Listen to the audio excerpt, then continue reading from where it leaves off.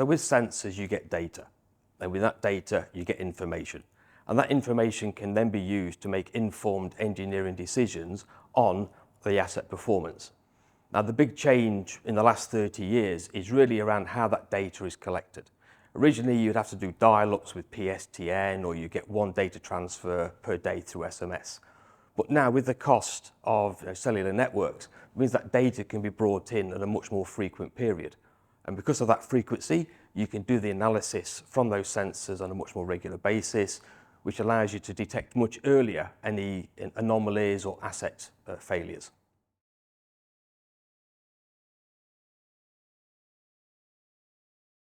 So the big change here is the move to smart static meters. Traditionally, especially in the UK, you would have a flat rate of consumption, and then mechanical meters were brought in, but they were only being read typically once per month. So you had a total consumption over a certain period. But with smart meters, that's always recording. So we're getting the consumption profiles on an hourly or a 15 minutes daily basis.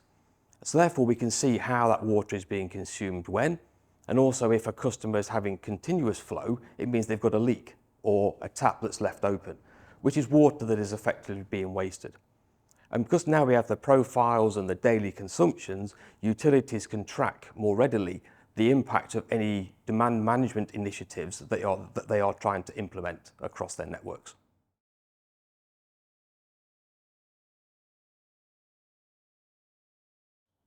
So this is what I call the cry wolf syndrome, where we only want to know when there's actually a genuine alarm or problem with the network.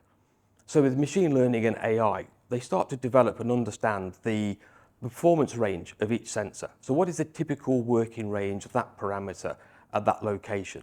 And then in real time, as the data comes in, the platform is comparing that individual value with the range that is experienced and learnt from the previous months and years. And this way, only when there is a genuine anomaly or data that is outside of that operating range is an alarm flagged.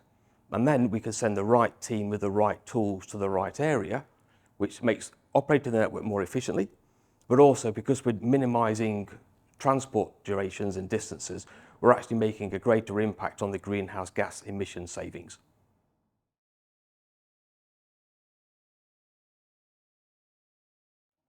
So it's without a doubt a factor that most utilities are using consultants to help drive their roadmap in moving forward to drive operational improvements.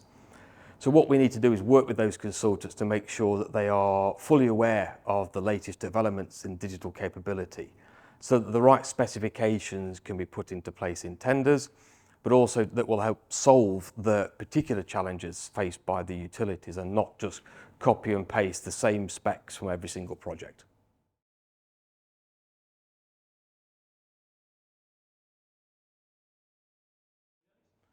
So the Middle East, the biggest challenge is that we don't really have any groundwater. So everything is coming from desalination. Now, in the past, that's always been water and power together. And then you would have wastewater and irrigation as a separate company, which is a very different scenario compared to most of the world. But so there's an idea to decouple power and water to be two separate, not linked generations.